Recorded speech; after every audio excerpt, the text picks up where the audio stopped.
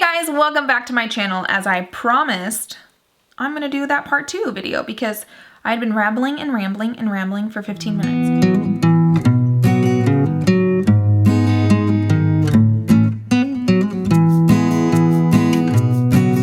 But literally this is just a video of me rambling.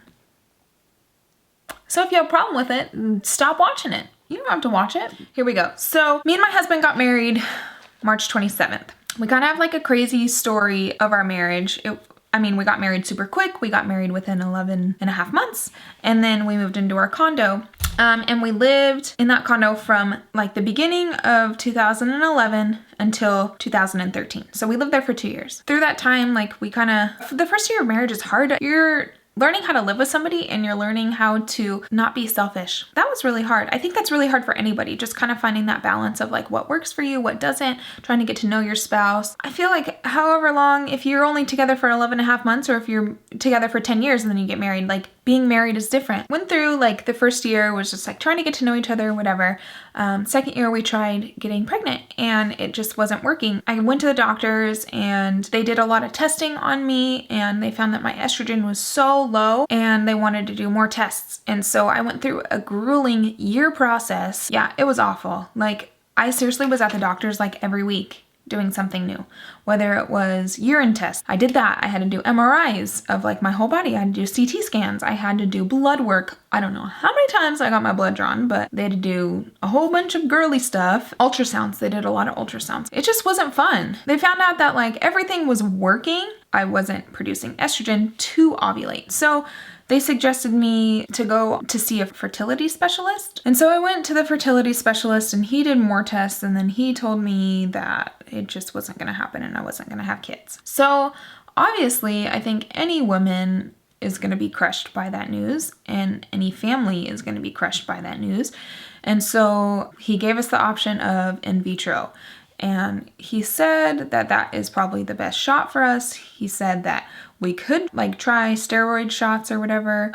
But he said we probably have more luck doing the in vitro fertilization and I just wasn't about to have that.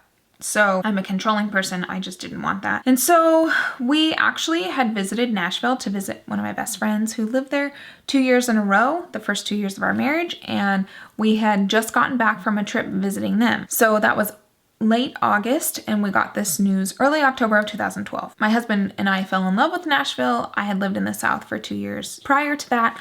And so I just knew I loved the South. He loved the South and we wanted something different. And so we were like, well, if we can't have kids and we're going to adopt, then why don't we just move to Nashville? We kind of talked about that and we're like, yeah, like, let's go do it. We just got devastating news. Let's live our lives to the fullest. And so we got a job offer in Nashville to work for like a roofing company. Yep. We ended up moving in January of 2013. We rented out our condo.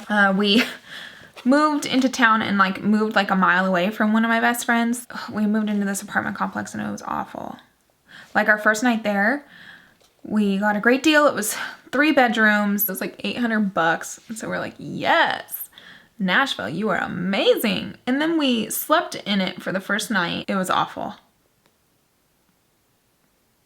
We didn't sleep at all. The upstairs neighbor was a nurse and she worked night shift, but she kind of like worked a weird night shift. Like she came home at 3 o'clock in the morning. She also had a huge dog that was on the top story of the apartment. That dog scratched and howled and cried and barked all night long while she was gone. And then she gets home at 3 o'clock in the morning and somebody is with her. The ceiling popcorn started falling on our face, if you guys know what I mean. Welcome to Nashville. At like 6 o'clock in the morning, we're frustrated. We're very frustrated. We go up to the front office. My husband is just waiting for the manager to get there. And he's like, listen, this is what happened last night. You did not tell us. Like we asked about the neighbors and she's like, oh no, it's a nurse upstairs. She's fantastic. She doesn't have a boyfriend. Like she doesn't have any animals, blah, blah, blah. They didn't know about her dog. They didn't know about her boyfriend, which is fine. Like people can have boyfriends and stuff, but man, they were freaking loud. Oh, it was awful. She told us that there's nothing that she could do because she didn't know anything about it. She said that she would talk to her and like have her get rid of her dog. whatever. She got rid of her dog, but that didn't like help the situation about her being loud and popcorn falling on our face. So we decided to move into the guest bedroom and sleep in the guest bedroom and then have the master bedroom be like our office area. 2 weeks later, her and her boyfriend are still super loud and like they play their music so loud and oh, it's just awful. I hated living there and she gets a new dog and she puts the dog in the guest bedroom that we're sleeping in. And the dog scratches all night long and then runs when she gets home at like 3 o'clock in the morning. She lets the dog out and the dog runs and plays ball and blah, blah, blah, blah, blah, blah. We complained again. Oh no, nothing happened. It was awful. And then we had these new neighbors move downstairs and they were very loud, like arguing wise. They had a daughter who did drugs. We heard all about it. And there was always throw up like outside of our door. Man, welcome to Nashville. On top of that, we didn't make any money, and it was just really hard on us. The adjustment to first moving to Nashville was super hard for us. Like that was the worst time. My husband had just pretty much broke up with his church from back home in California. Like that was really hard for him to leave that church. He had been there for over 15 years. And so we were kind of just going through like a really hard time. And the place that we lived in like wasn't helping us at all. The new job situation wasn't helping us at all. So that year was really hard. And that is the year I developed my eating disorder. It was like late 2012 after I had found out that I couldn't have kids that I started my eating disorder. And so through 2013, my eating disorder got so bad, I probably lost like 20 pounds.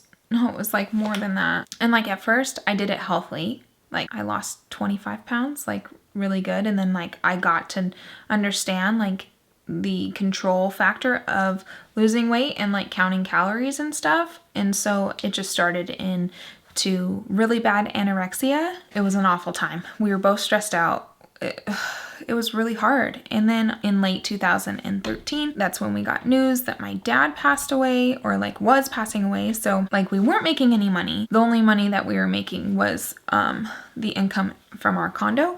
And so we both didn't like have jobs, but we had saved up a whole bunch of money for adoption. And so we were kind of just like living on that adoption money. So I'm kind of glad that we had all that. That was really helpful, but it was kind of sucky at the same time because we're like, well, we have to build that up again. And then this new job just wasn't working out and we couldn't buy a house because you have to work for someplace for 2 years before you can qualify for a loan. So we were SOL. So my dad got sick. We went to go visit him in the hospital and then he ended up passing away. I was devastated. 2013 was the worst year of my life. When my dad passed away, like that was kind of rock bottom for, I believe, both of us. It kind of had David like jump out of that rut of like being really sad about leaving the church and not having good income, and me like being in my eating disorder, and we kind of just like came together. And I told him about my eating disorder because I hid it from him. Because obviously I didn't think I had a problem, like, because nobody with an eating disorder thinks they have a problem, but until it's like too late.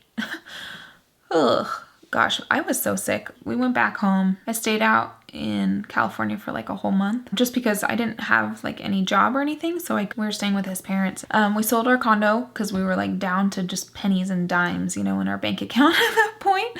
We sold that and we went back to Nashville and we decided, hey, we're going to take like a really extra long Christmas this year, like Thanksgiving and Christmas. And our lease was up at our place. So we were so excited. And so we moved all of our crap out and we got a storage unit and put all of our stuff in the storage unit. Then we met this amazing couple in Nashville who actually was visiting their home in Louisiana during the Christmas and Thanksgiving period. So they let us stay at their place for like a week while we were kind of in transition between Thanksgiving and going home. They also invited us to go to Thanksgiving at their house in Louisiana, and we were like, yes.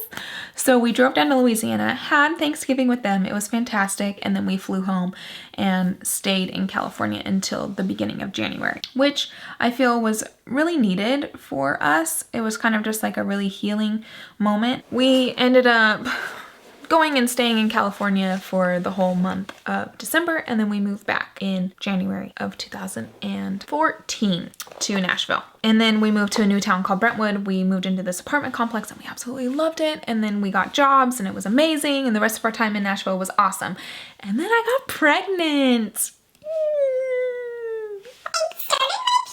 Like all by myself, and I called my gynecologist and I called my specialist and I was like, listen. And so I told them, I was like, I started my period, like, oh my gosh, this is amazing. I started on my own. I don't have to take hormones, blah, blah, blah, like, blah.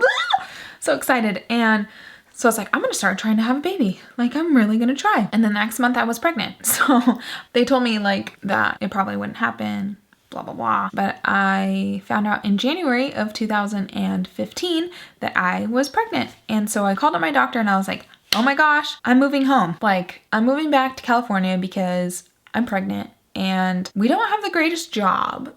We are no closer to buying a house out here. There's more opportunities in California for us because we are very networked out there and we miss our family. So we're gonna move back and we're gonna have this baby and we're gonna be around grandparents and it's gonna be awesome.